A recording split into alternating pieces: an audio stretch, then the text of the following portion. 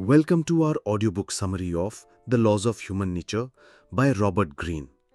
ये किताब हमारे बिहेवियर और रिलेशनशिप्स को शेप करने वाली साइकोलॉजिकल फोर्सेस को समझने की एक फैसिनेटिंग जर्नी है। इस समरी में हम अनकवर करेंगे वो हिडन रूल्स जो हमारी एवरीडे एक्शंस और इंसानों के बीच इंटरैक्शंस को गवर्न करते हैं।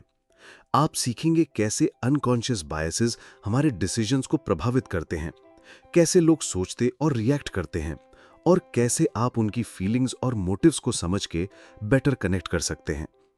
हम बॉडी लैंग्वेज की लैंग्वेज डिकोड करना सीखेंगे, वो सटल सिग्नल्स जो हर कोई बिना बोले देता है, और एम्पैथी की ताकत को समझेंगे जो डीप कनेक्शंस बनाने में मदद करती है। ये सिर्फ एक किताब का समरी नहीं है, बल्कि इंसान होने की उस गहराई में जाने का सफर है जो हमें चलाती है। चाहे पावर का जादू हो या सोशल डायनामिक्स की कॉम्प्लेक्सिटीज या ऑथेंटिसिटी की तलाश, the laws of human nature में आपको जिंदगी में समझदारी से आगे बढ़ने के लिए बहुत सारे इंसाइट्स मिलेंगे। आपको मिलेंगे सेल्फ रिफ्लेक्शन के टूल्स और स्ट्रेटजीज जो डिफिकल्ट पर्सनैलिटीज से निपटने में मदद करेंगी। हम एक्सप्लोर करेंगे इन्फ्लुएंस और मैनिपुलेशन के बीच डेलिकेट बैलेंस को, ताकि आप पर्सनल और प्रोफेशनल दोनों रिलेशनशिप्स में विजडम से नेविगेट कर सकें। तो चलिए शुरू करते हैं। Idea 1, the law of irrationality. इस लॉ का मतलब है कि इंसान हमेशा रैशनल नहीं होता और हमारे डिसीजंस अक्सर अनकॉन्शियस बायसेस और इमोशंस से प्रभावित होते हैं। हम सोचते हैं कि हम लॉजिकल डिसीजंस ले रहे हैं, लेकिन हमारी पास्ट एक्सपीरियंसेस, फीलिंग्स और डीप सीटेड बिलीव्स हमारे जजमेंट को क्लाउड कर देती हैं। मान लीजिए आप घर खरीदने जा रहे हैं, तो आप सोचेंगे कि आप प्राइस, लोकेशन और साइज जैसे ऑब्जेक्टिव क्राइटेरिया देख रहे हैं। लेकिन हो सकता है कि आप एक घर को इसलिए पसंद करें क्योंकि वो आपके चाइल्डहुड होम जैसा लगता है या मालिक की टेस्ट आपकी तरह है। ये इमोशनल कनेक्शंस आपकी चॉइस को बिना आपको पता चले प्रभावित कर देते हैं।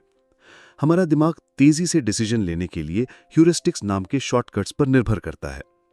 ये शॉर्टकट्स सर्वाइवल के लिए जरूरी रहे हैं, लेकिन मॉडर्न लाइफ में जहां डिसीजंस कॉम्प्लेक्स होते हैं, ये शॉर्टकट्स हमें गलत भी कर सकते हैं। उदाहरण के लिए, अगर कोई कॉन्फिडेंट होकर कुछ बताता है तो हम बिना सोचे उसे सच मान लेते हैं। इस लॉ को समझना ये मतलब नहीं कि हम हमेशा इरैशनल होंगे, बल्कि जब हम इन बायसेस को पहचान लेते हैं तो हम डिसीजंस को लेकर ज्यादा थॉटफुल और अवेयर बन सकते हैं। जब भी आपको कोई चॉइस करनी हो, खुद से पूछें कि मैं ये ऑप्शन क्यों पसंद कर रहा हूं। इससे आप इंपल्सिव फैसलों से बच सकते हैं। Idea 2, the law of narcissism. इस लॉ के अनुसार हम सभी में नार्सिसिस्टिक टेंडेंसीज होती हैं, यानी खुद को थोड़ा सेल्फ सेंटर्ड देखना, दूसरों की तुलना में अपनी इंपॉर्टेंस को समझना। ये जरूरी नहीं कि हर कोई फुल ब्लोन नार्सिसिस्ट हो, लेकिन हम सब में अपनी तारीफ और अप्रूवल चाहने की इच्छा होती है। हेल्दी नार्सिसिज्म हमें कॉन्फिडेंस देता है और हमारी एम्बिशन को बढ़ावा देता है। लेकिन जब ये सेल्फ इंटरेस्ट ज्यादा बढ़ जाए और अनचेक्ड हो जाए, तो हम दूसरों की फीलिंग्स और पर्सपेक्टिव्स को इग्नोर करने लगते हैं। ऐसे लोग वैलिडेशन के लिए लगातार अप्रूवल मांगते हैं, क्रिटिसिज्म को बर्दाश्त नहीं कर पाते या खुद को दूसरों से ज्यादा इंटाइटल्ड समझते हैं। आपने ऐसे लोग सोशल या वर्क सेटिंग्स में देखे होंगे, जो बातों को हमेशा अपने बारे में घुमाते हैं या सिचुएशंस को मैनिपुलेट करते हैं ताकि फायदा उन्हें मिले। इस बिहेवियर को पहचानना जरूरी है ताकि आप बेहतर तरीके से उनसे डील कर सकें। सबसे ज्यादा पावर आपको तब मिलती है जब आप खुद की नार्सिसिस्टिक टेंडेंसीज को समझते हैं और उन्हें बैलेंस करना सीखते हैं। इसका मतलब है एम्पैथी डेवलप करना, दूसरों को ध्यान से सुनना और उनकी नीड्स की कद्र करना। ऐसे आप न सिर्फ बेहतर रिलेशनशिप्स बनाएंगे, बल्कि खुद भी एक ज्यादा बैलेंस्ड इंसान बनेंगे।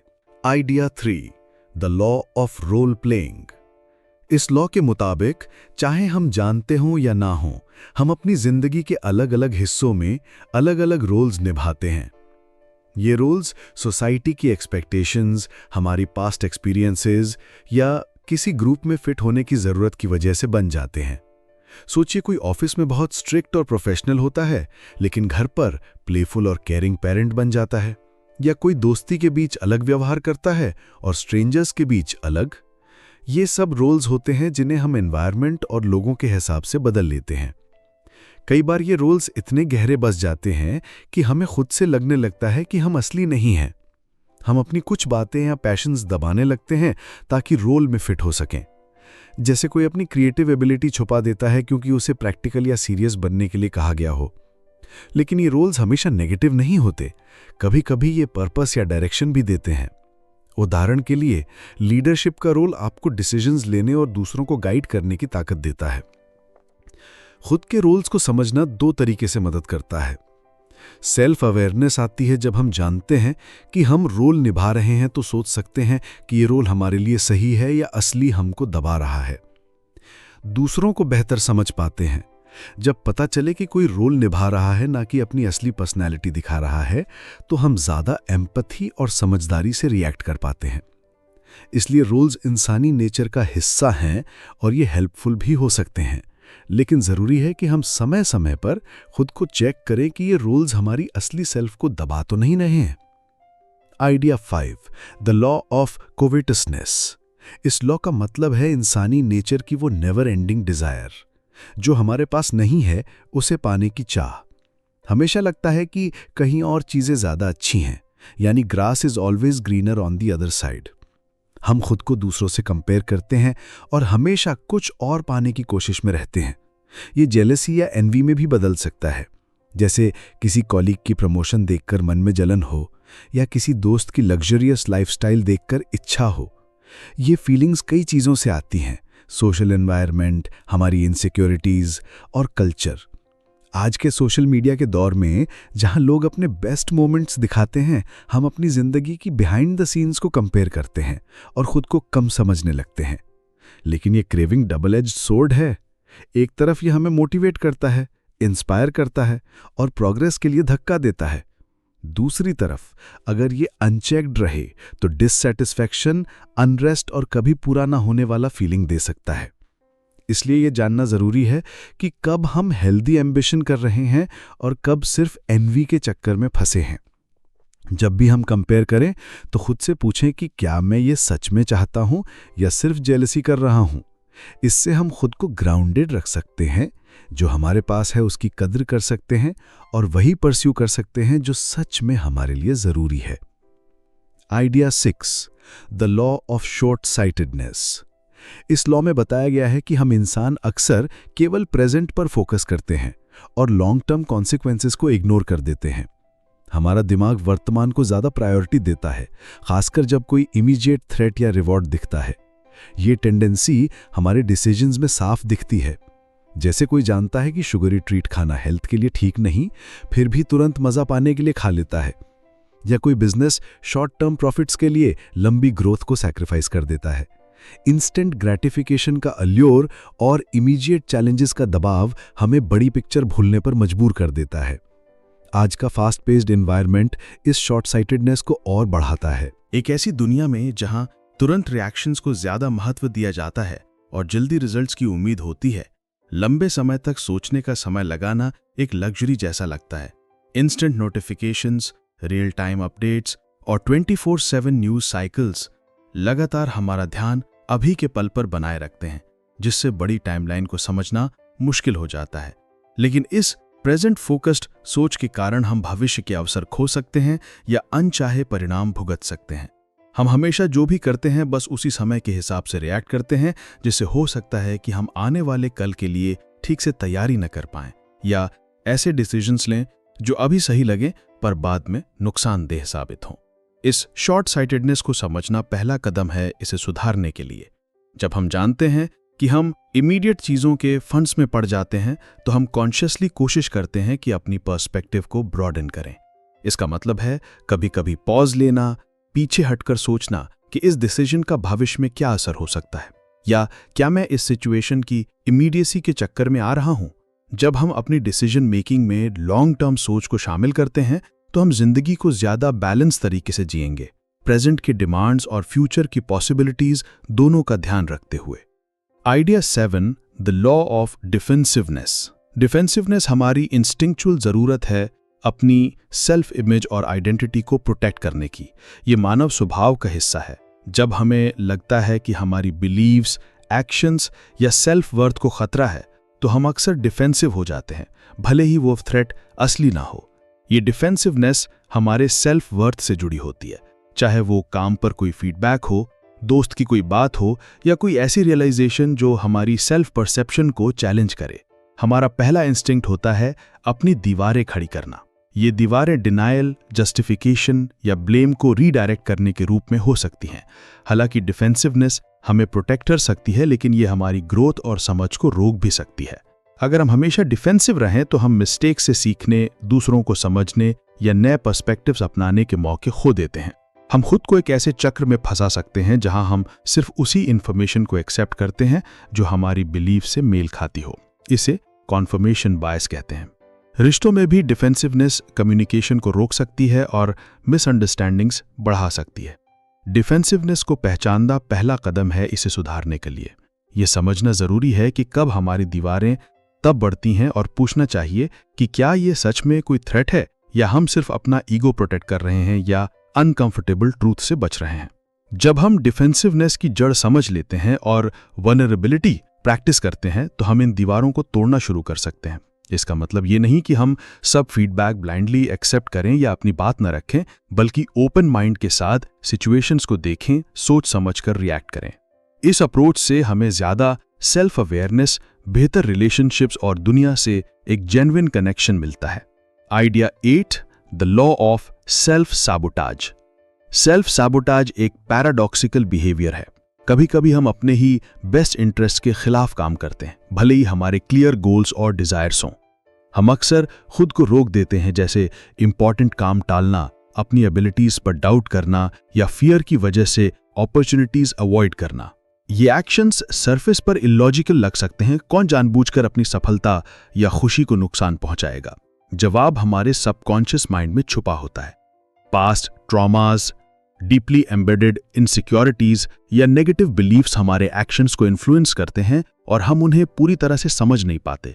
उदाहरण के लिए, कोई जिसे बचपन में बताया गया हो कि वो स्मार्ट नहीं है, वो वर्क में एडवांसमेंट से डर सकता है कि कहीं वो फ्रॉड साबित ना हो जाए।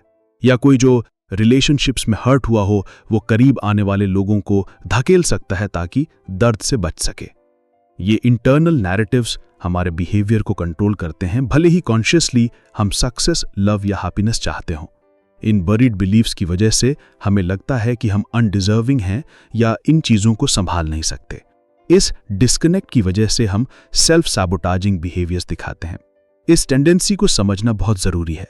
जब हम अपने एक्शंस और फीलिंग्स पर ध्यान देते हैं, खासतौर पर जब खुद को रोकते हुए पाते हैं, तो हम इन हिडन नैरेटिव्स को पहचान सकते हैं। मैं अभी ये फियर ऑफ फेलियर हो या बिलीफ कि हम पर्याप्त नहीं हैं या कोई और इनसिक्योरिटी, इन बिलीफ्स को एक्सेप्ट करना पहला कदम है इन्हें बदलने के लिए। धीरे धीरे रिफ्लेक्शन और सपोर्ट, यानी कि थेरेपी या भरोसेमंद दोस्त से हम इन नैरेटिव्स को चैलेंज कर सकते हैं, हेल्दियर बिलीव्स बना सकते हैं और अपने ट्रू डिजायर्स और गोल्स के अलाइंड एक्शंस ले सकते हैं।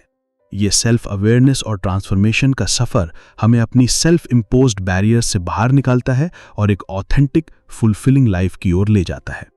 Idea 9, the law of repression. Repression हमारी टेंडेंसी है कुछ इमोशंस, डिजायर्स या मेमोरीज को दबाने का जो हमें अनएक्सेप्टेबल या पेनफुल लगते हैं। ये एक एक्ट ऑफ पुशिंग अवे हमारे अंदर के कुछ हिस्सों को छुपाने का तरीका होता है। इसका कारण हो सकता है सोसाइटल एक्सपेक्टेशंस, पर्सनल ट्रॉमास या जजमेंट का डर। उदाहरण के लिए, एक बच्चा जिसे बार बार कहा गया हो कि बॉयज डोंट क्राई, तो धीरे धीरे वो अपने इमोशंस को दबाने लगता है क्योंकि उसे लगता है कि सैडनेस या वल्नरेबिलिटी वीकनेस है।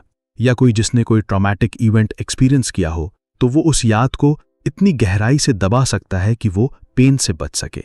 ऊपरी तौर पर रिप्रेशन प्रोटेक्टिव लग सकता है, दर्द, जजमेंट या कंफ्यूजिंग इमोशन से बचने का तरीका, लेकिन ये सप्रेस्ड फीलिंग्स या मेमोरीज गायब नहीं होती हैं। ये सरफेस के नीचे छुपी रहती हैं और हमारे बिहेवियर, रिएक्शंस और चॉइसेस को प्रभावित करती हैं, अक्सर हमें बिना समझे। Idea 10, the law of envy. जलन का नियम उस भावना की बात करता है जो हमें दूसरों की चीजों, क्वालिटीज या अचीवमेंट्स को देखकर बेचैनी या कमी का एहसास दिलाती है। ये एक बहुत पुरानी भावना है जिसे लगभग हर इंसान ने कभी न कभी महसूस किया है। असल में जलन अक्सर हमारे अंदर की असुरक्षा और अधूरी इच्छाओं का रिफ्लेक्शन होती है। जब हम किसी को वहां सफल होते देखते हैं जहां हमें लगता है कि हम कमजोर हैं, तो जलन उठती है। शायद कोई दोस्त हर महीने घूमने जाता है और हमें अपनी बोरिंग रूटीन याद आने लगती है।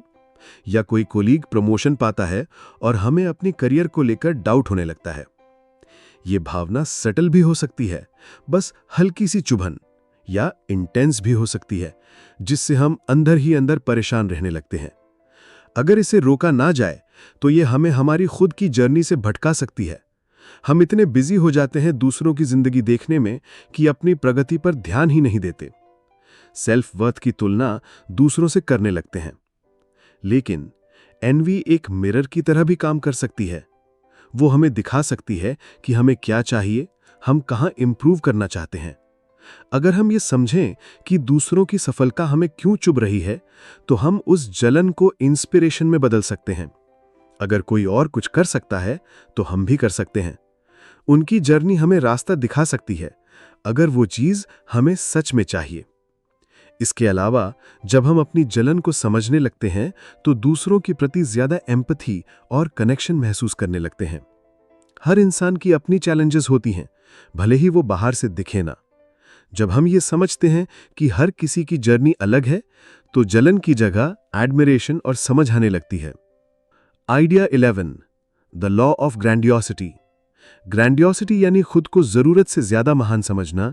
ये नियम बताता है कि इंसान सफलता या तारीफ मिलने के बाद अपनी एबिलिटीज या इंपॉर्टेंस को कैसे ओवर एस्टिमेट कर सकता है। ये वो फीलिंग होती है जहां इंसान को लगता है कि वो स्पेशल है और उसे और भी बड़े अचीवमेंट्स मिलेंगे, कभी कभी हकीकत से कटकर। सफलता का एहसास अच्छा होता है, कॉन्फिडेंस बढ़ता है, मेहनत की सराहना मिलती है, लेकिन एक थिन लाइन होती है सेल्फ कॉन्फिडेंस और ओवर कॉन्फिडेंस के बीच। जब हम उसे पार कर जाते हैं तो ग्रैंडियोसिटी शुरू होती है।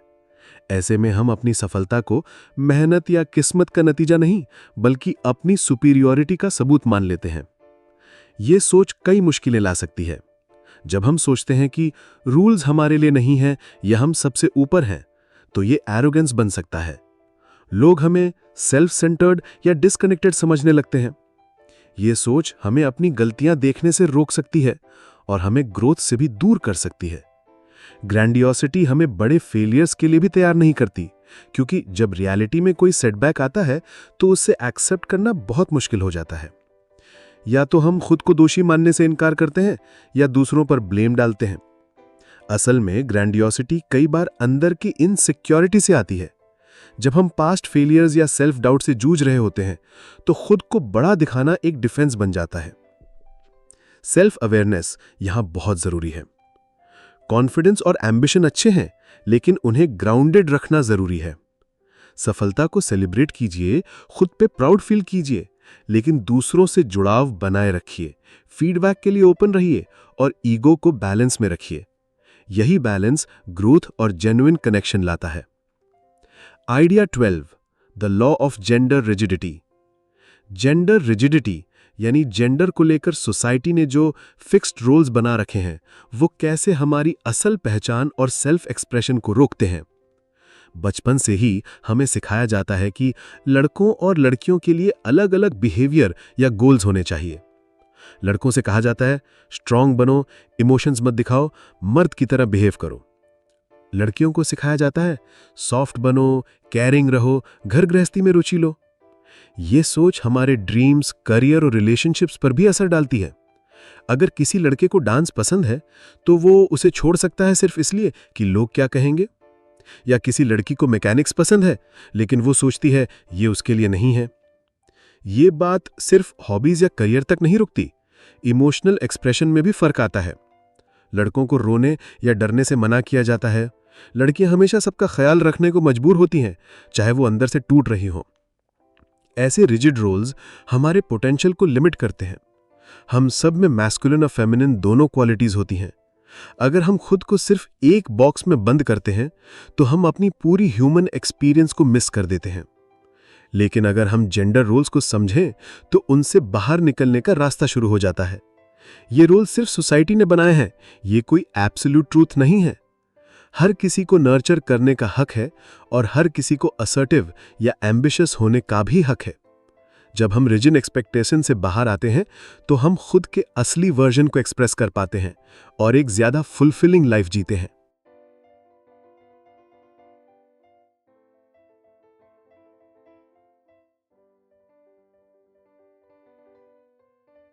DR13 the law of aimlessness. Aimlessness यानी बिना किसी साफ मकसद या डायरेक्शन के जीना। जब हमारे एक्शंस हमारे अंदर की डिजायर्स से जुड़ते नहीं हैं तो जीवन में खालीपन और बेचैनी आने लगती है। ऐसा है जैसे बिना कॉम्पस के समंदर में नाव चला रहे हों, ना कोई डायरेक्शन पता, ना कोई मंजिल। ऐसी जिंदगी कंफ्यूजिंग लगने लगती है, फ्रस्ट्रेटिंग भी हो सकती है। जब हमारे पास कोई क्लियर गोल या पैशन नहीं होता तो हम अंदर से रेस्टलेस और डिससैटिस्फाइड महसूस करते हैं। कभी कभी इसका कारण बाहर से आता है, कोई जॉब या रिलेशनशिप सिर्फ इसलिए अपनाना क्योंकि सोसाइटी या फैमिली की एक्सपेक्टेशन है, या हम दूसरों की ज़रूरतें पूरी करते करते अपनी ड्रीम्स को भूल गए हों। कभी कभी डर, सेल्फ डाउट या पुराने इमोशनल पेन भी हमें रोकते हैं, जिससे हम कंफर्ट जोन में ही अटके रहते हैं, भले ही वो खुशी न दे। पर एमलेसनेस का एहसास होना ही पहला स्टेप होता है पर्पस की ओर बढ़ने का। यह हमें पूछने पर मजबूर करता है कि मुझे क्या पसंद है, किस चीज से मुझे एक्साइटमेंट मिलती है। इस सवाल की तलाश हमें नए इंटरेस्ट्स खोजने, पुराने सपनों को फिर से याद करने और क्लैरिटी पाने में मदद करती है। पर्पस का मतलब ये नहीं कि सब कुछ क्लियर हो गया, बस एक गाइडिंग स्टार मिल गया। जब हम अपने इनर कॉम्पस के अनुसार चलते हैं तो चैलेंजेस भी जर्नी का हिस्सा लगते हैं, रुकावट नहीं। असल में एमलेसनेस से बाहर निकलने का मतलब है इंटेंशनल लाइफ जीना, वो चॉइसेस लेना जो हमारे वैल्यूज से मेल खाती हों। यही हमें असली सेटिस्फैक्शन और डायरेक्शन देता है। क्योंकि ये सुरक्षित लगता है, ये उद्देश्यहीनता कई तरीकों से प्रकट हो सकती है। हम निरंतर बोरियत का अनुभव कर सकते हैं, ये महसूस कर सकते हैं कि हमारी वर्तमान दिनचर्या से जीवन में कुछ अधिक होना चाहिए। जब हम दूसरों को उनके पैशन का परसू करते हुए देखते हैं तो ईर्ष्या हो सकती है, या हमें अपने छूटे हुए अवसरों पर पछतावा हो सकता है। हालांकि इस उद्देश्यहीनता की भावना को पहचानना ही उद्देश्य खोजने की दिशा में पहला कदम होता है। ये आत्मनिरीक्षण का निमंत्रण है, खुद से पूछने का कि वास्तव में क्या चीज हमें प्रेरित करती है, उत्साहित करती है और हमारे जीवन को अर्थ देती है। ये खोज पुराने सपनों को फिर से देखने, नए जुनूनों की खोज करने या स्पष्टता के लिए बाहरी दृष्टिकोणों को अपनाने में शामिल हो सकती है। एक स्पष्ट उद्देश्य होना सब कुछ समझ लेना नहीं होता, ये एक मार्गदर्शक सितारा होता है, कुछ ऐसा जो हमें प्रेरित करता है और दिशा देता है। जब हमारे कार्य इस आंतरिक दिशा के अनुरूप होते हैं तो चैलेंजेस और बाधाएं भी अधिक सहनीय लगती हैं। वे यात्रा का हिस्सा होती हैं, ना कि कोई अपार बाधा। असल में उद्देश्यहीनता से दूर जाना एक सजग और इरादतन जीवन को अपनाना है, ऐसे चुनाव करना जो हमारे मूल्यों और इच्छाओं के अनुरूप हों। यही हमारी यात्रा को एक गहरे संतोष और दिशा से भर देता है। Idea 14 the law of conformity. Conformity का लॉ इस बात को समझाता है कि हम कितनी आसानी से एक ग्रुप या सोसाइटी के नॉर्म्स में फिट होने की कोशिश करते हैं, भले ही इसके लिए हमें अपनी इंडिविजुअलिटी या बिलीव्स को छोड़ना पड़े। ये ह्यूमन डिज़ायर बहुत गहराई से जुड़ी होती है, बिलोंग करने की इच्छा, और इसी वजह से हम किसी भी कीमत पर एक्सेप्टेंस पाना और रिजेक्शन से बचना चाहते हैं। इंसान सोशल क्रीचर्स हैं और शुरुआत से ही किसी ग्रुप का हिस्सा होना सर्वाइवल और कोऑपरेशन के लिए ज़रूरी रहा है। समय के साथ ये प्रवृत्ति धीरे धीरे एक कॉम्प्लेक्स बिहेवियर में बदल गई, जिसमें सोशल अप्रूवल पाना और अकेलेपन से डरना शामिल हो गया। कन्फॉर्मिटी बहुत तरह से नज़र आ सकती है। ऊपरी स्तर पर ये उस तरीके से कपड़े पहनने, स्लैंग बोलने या ट्रेंडिंग चीज़ें करने तक सीमित हो सकती है, लेकिन गहराई में जाकर ये हमारे बिलीव्स, वैल्यूज़ और बिहेवियर को उन चीज़ों से मैच करने की कोशिश होती है जिन्हें सोसाइटी या इन्फ्लुएंशियल लोग एक्सेप्टेबल मानते हैं। हालांकि इससे टेम्परेरी सिक्योरिटी और वैलिडेशन मिल सकता है, लेकिन इसका कॉस्ट भी होता है। हम अपनी असली फीलिंग्स या ओपिनियंस को दबा सकते हैं सिर्फ इसलिए कि कहीं टकराव ना हो, या फिर ऐसे रास्तों पर चल सकते हैं जो हमारे दिल के करीब नहीं हैं, बस इसलिए कि वो पॉपुलर या एक्सपेक्टेड हैं। जब हम बार बार अपने ट्रू सेल्फ को म्यूट करते हैं तो अंदर से खालीपन, पछतावा और आइडेंटिटी कन्फ्यूजन हो सकता है। कन्फॉर्मिटी का प्रेशर बहुत स्ट्रांग होता है। सोचिए जब किसी ग्रुप डिस्कशन में अपनी अलग राय रखना रिस्की लगता है, या फिर जब बाकी सबके उलट कोई रास्ता चुनना डरावना लगता है। ये सिर्फ पसंद किए जाने की बात नहीं, ये आइसोलेशन और आउटकास्ट बनाए जाने के डर से आता है। लेकिन जब हम कन्फॉर्मिटी के असर को पहचानते हैं तो इंट्रोस्पेक्शन की जगह बनती है। हम खुद से पूछ सकते हैं कि क्या जो फैसले हम ले रहे हैं वो सच में हमारे हैं, या हम दूसरों की सोच और एक्सपेक्टेशन से इन्फ्लुएंस हो रहे हैं। जब हम ये समझने लगते हैं तो हम ऐसे एक्शंस और चॉइसेस के बीच फ़र्क कर पाते हैं जो दिल से लिए गए हैं और जो बस कन्फर्म करने के लिए। ज़रूरी बात यह भी है कि हर कन्फॉर्मिटी गलत नहीं होती। कभी कभी ग्रुप के साथ चलना कम्युनिटी बनाने या किसी कॉमन प्रॉब्लम को सॉल्व करने में हेल्पफुल हो सकता है। असल बात है बैलेंस बनाए रखना, कब ग्रुप के लिए ब्लेंड होना है और कब अपनी ओरिजिनलिटी को स्टैंड करने देना है। यही बैलेंस हमारी लाइफ को ज़्यादा जेन्युइन और फुलफिलिंग बनाता है, एक ऐसा अनुभव जिसमें हम खुद को भी पा सकें और कम्युनिटी से भी जुड़ाव बनाए रखें। Idea 15, the law of fickleness. Fickleness का लॉ ह्यूमन इमोशंस, ओपिनियंस और लॉयल्टीज की बदलती नेचर को एक्सप्लेन करता है। ये बताता है कि लोग कैसे जल्दी से अपना मन बदल सकते हैं, खासकर जब वो एक्सटर्नल इन्फ्लुएंस या अंदरूनी कन्फ्यूजन में हों।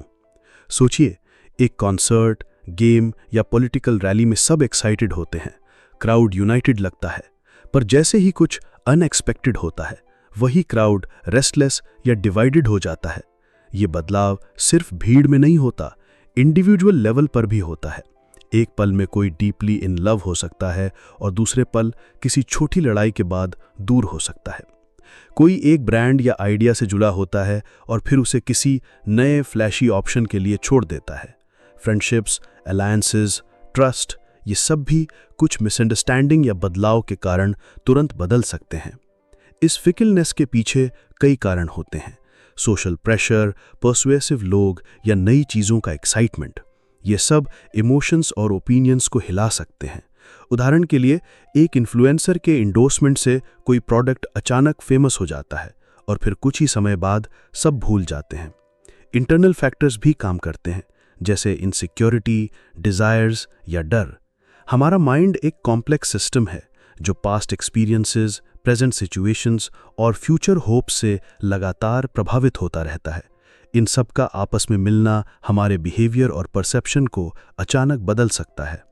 फिकलनेस को समझना सोशल और पर्सनल रिलेशनशिप्स में हेल्प करता है। ये याद दिलाता है कि डिसीजंस हमें सोच समझ कर लेने चाहिए, इमोशंस या बाहर के दबावों के आधार पर नहीं।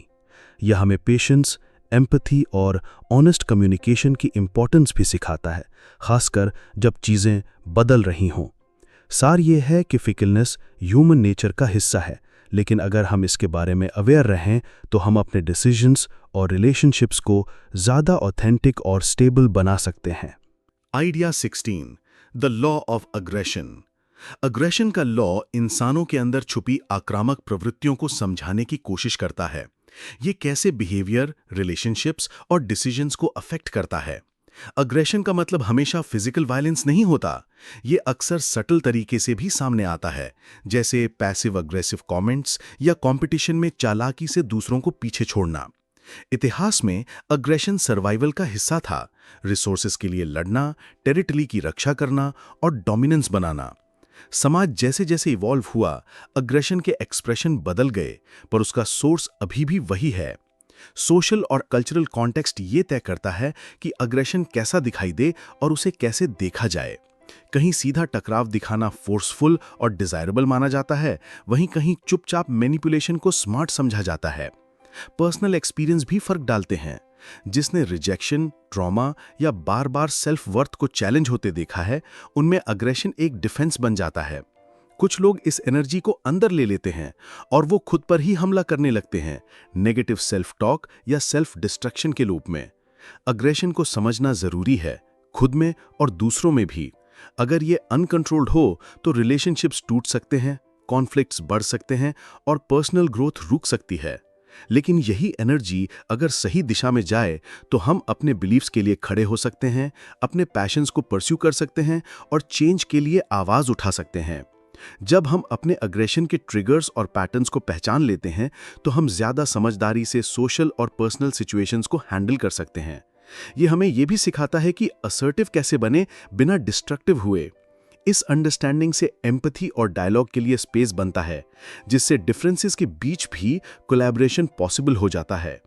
ह्यूमन इंटरैक्शन में अग्रेशन एक जटिल रोल निभाता है। ये हमारे नेचर का हिस्सा है, लेकिन असली मास्टरी इसमें है कि हम इसे पहचानें और ऐसी दिशा में यूज करें जो किसी को तोड़े नहीं बल्कि कुछ बनाए। Idea 17, the law of generational myopia. Her generation अपनी सोच को सबसे सही मानती है क्योंकि वो उस समय के हिसाब से बनी होती है जिसमें वो पले बड़े होते हैं।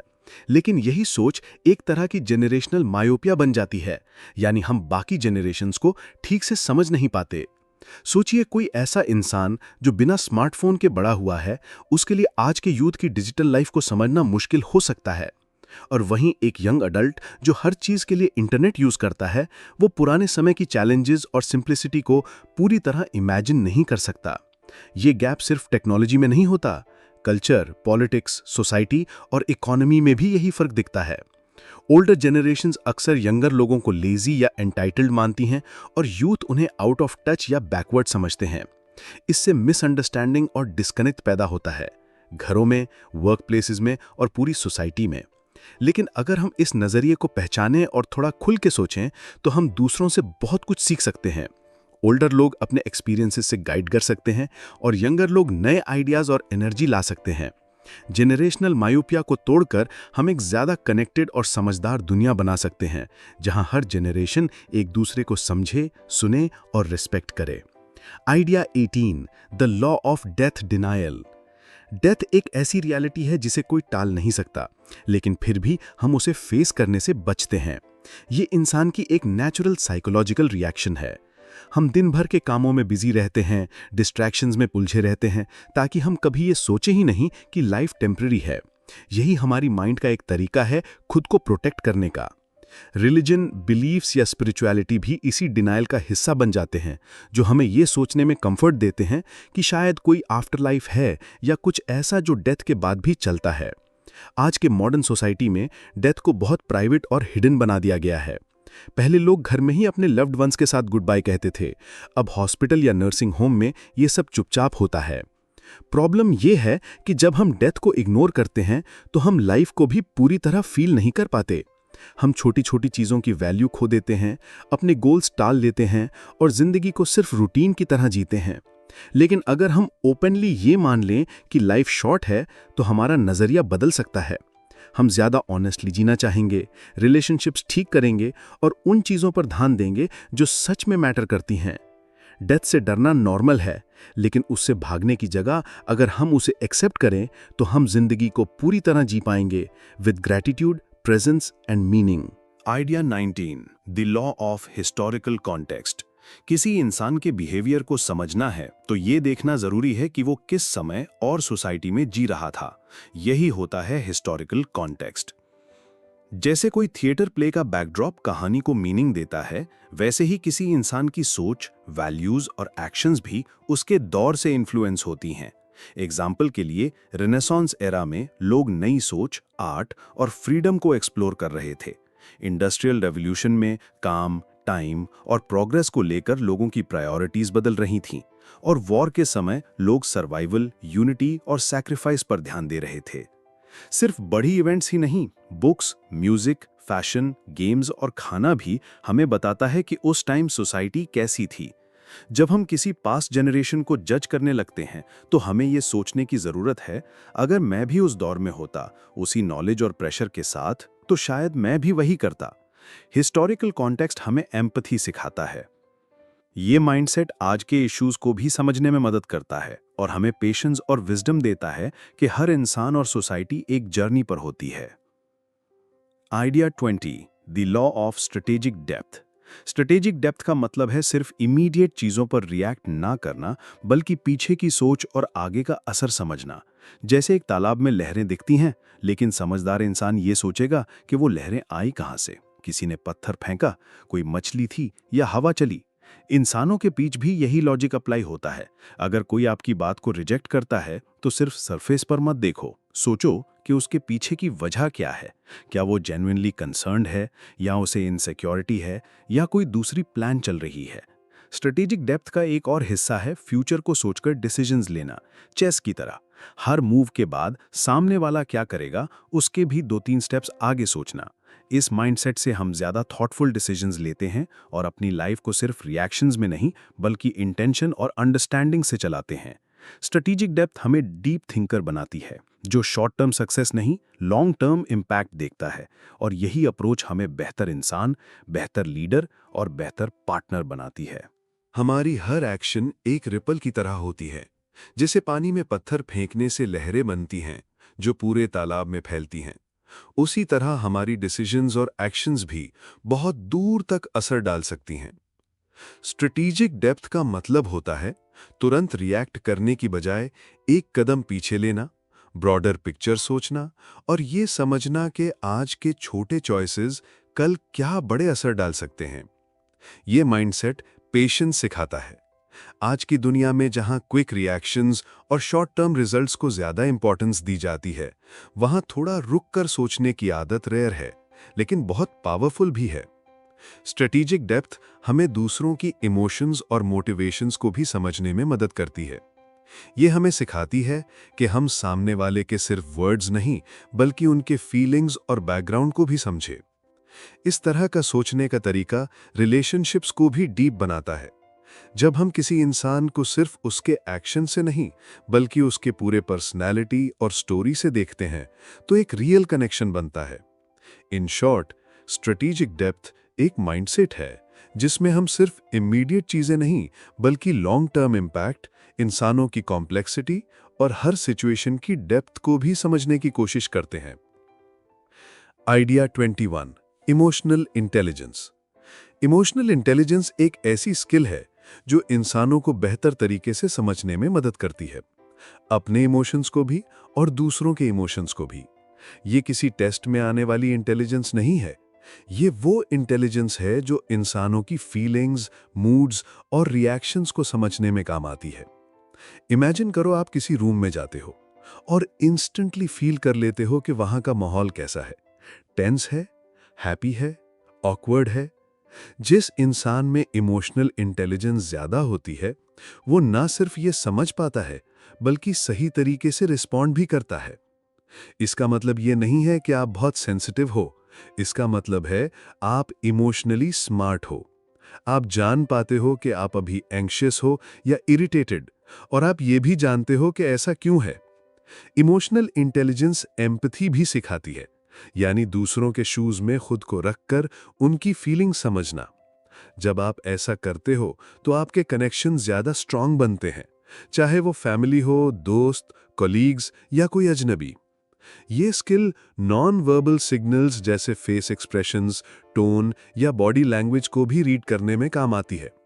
कई बार जो बात लोग नहीं कहते वो ज्यादा इंपॉर्टेंट होती है, और इमोशनल इंटेलिजेंस आपको वो अनसेड बात भी समझने में मदद करती है। ये स्किल कॉन्फ्लिक्ट्स को हैंडल करने में भी काम आती है, क्योंकि ज्यादातर फाइट्स लॉजिक से नहीं इमोशन से होती हैं। जब हम इमोशंस को समझते हैं तो मिसअंडरस्टैंडिंग्स कम होती हैं और सॉल्यूशंस जल्दी मिलते हैं। इन शॉर्ट, इमोशनल इंटेलिजेंस एक ऐसी विजडम है जो इंसानों के बीच बेटर कम्युनिकेशन और डीप अंडरस्टैंडिंग बनाती है। Idea 23, authenticity. ऑथेंटिसिटी का मतलब है रियल होना, खुद जैसा होना बिना किसी मास्क के। आज की दुनिया में जहां लोग बार बार खुद को दिखाने के लिए फिल्टर्स और फसाड्स यूज करते हैं, वहां एक ऑथेंटिक इंसान फ्रेश एयर जैसा लगता है। ऑथेंटिक इंसान वो होता है जो अपने वर्ड्स और एक्शंस में सच्चा होता है। वो सिर्फ दूसरों को खुश करने के लिए कुछ नहीं कहता, बल्कि अपने बिलीव्स और वैल्यूज से जुड़ा रहता है। ऑथेंटिसिटी का मतलब रूड होना नहीं है, बल्कि ऑनेस्ट होना है। अपने फ्लॉज को एक्सेप्ट करना, अपनी यूनिकनेस को सेलिब्रेट करना और खुद से कंफर्टेबल होना ही इसकी पहचान है।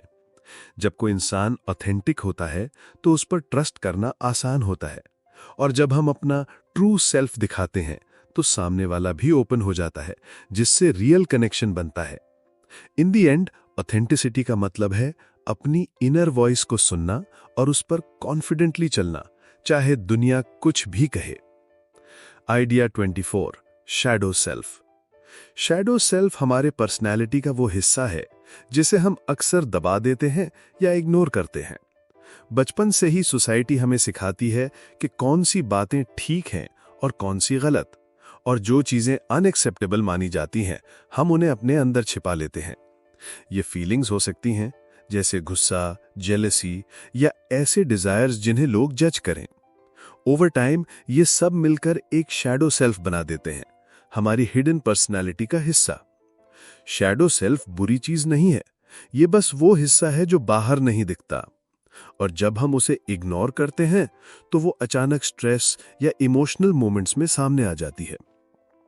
लेकिन अगर हम अपने शैडो सेल्फ को पहचानें और एक्सेप्ट करें तो हम खुद को और बेहतर समझ सकते हैं। हम जान सकते हैं कि हम किस बात पर ट्रिगर होते हैं, हमें क्या चाहिए और क्यों कुछ चीजें हमें हर्ट करती हैं। शैडो सेल्फ को एक्सेप्ट करना एक तरह की हीलिंग होती है। ये हमें अंदर से और ज्यादा बैलेंस्ड, रियल और स्ट्रांग बनाता है। Idea 24, reading people. Reading people एक ऐसी स्किल है जिसमें हम लोगों के वर्ड्स से ज्यादा उनके जेस्चर्स, टोन और बॉडी लैंग्वेज को समझते हैं। हर इंसान अपने अंदर बहुत कुछ छुपाए रहता है, लेकिन उसके एक्सप्रेशंस, आईज, वॉइस और मूवमेंट्स उसके इमोशंस रिवील कर सकते हैं।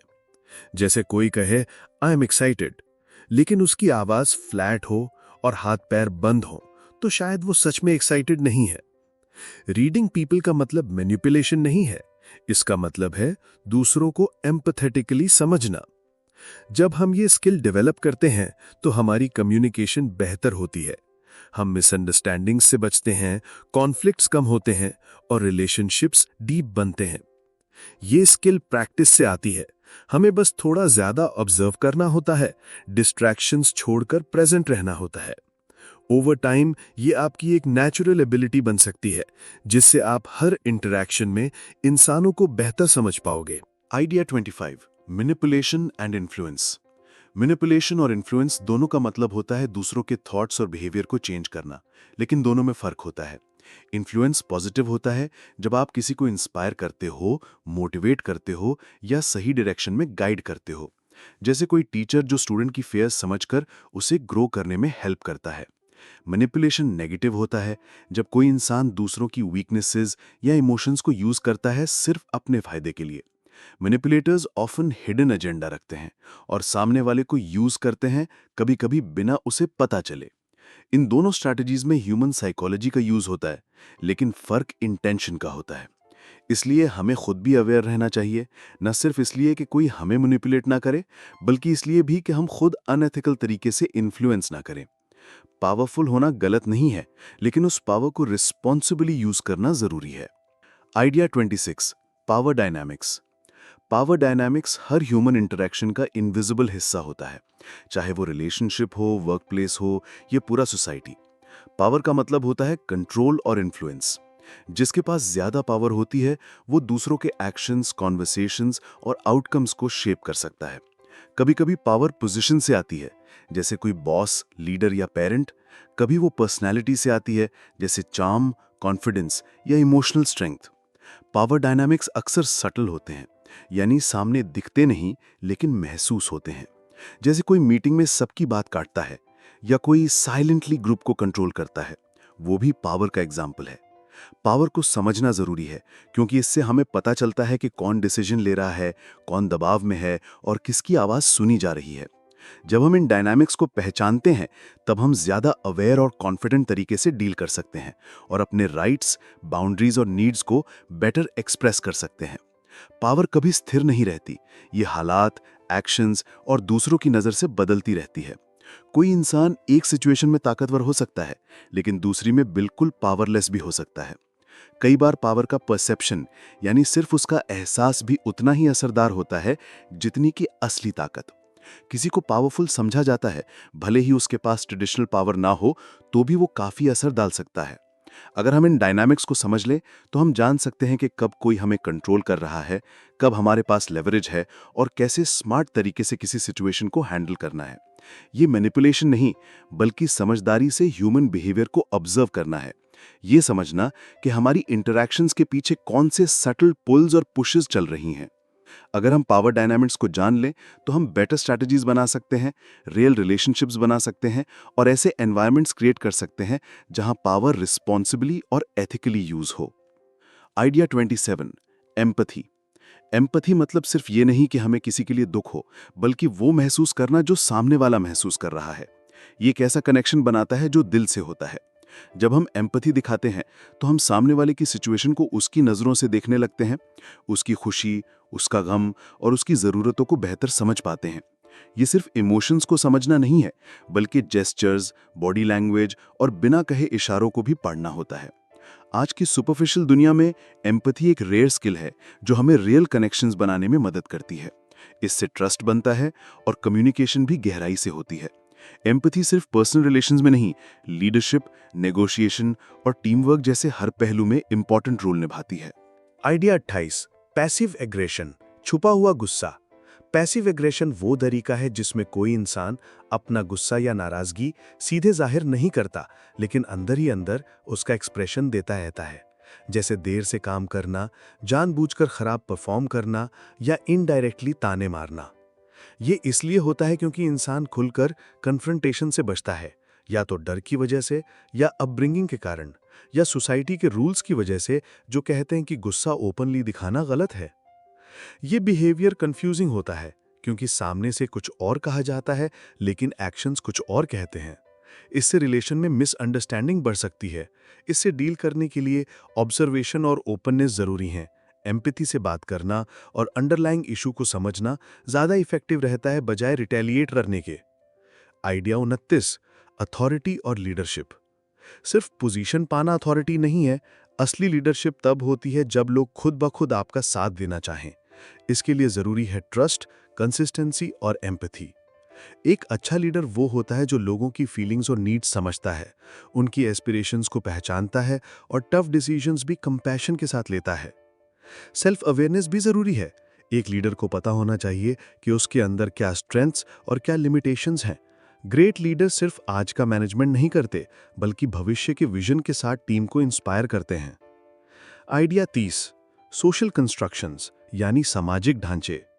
सोशल कंस्ट्रक्शंस वो आइडियाज होते हैं जो हम सब ने मिलकर मान लिए हैं, भले ही वो नेचुरली सच ना हो। जैसे पैसे की वैल्यू, ब्यूटी के स्टैंडर्ड्स, सक्सेस का मतलब, ये सब सोसाइटी ने बनाया है। हम इन आइडियाज के हिसाब से अपनी लाइफ जीते हैं, अपने डिसीजंस लेते हैं और दूसरों को जज भी करते हैं। लेकिन जरूरी नहीं कि ये आइडियाज हमेशा सही हों।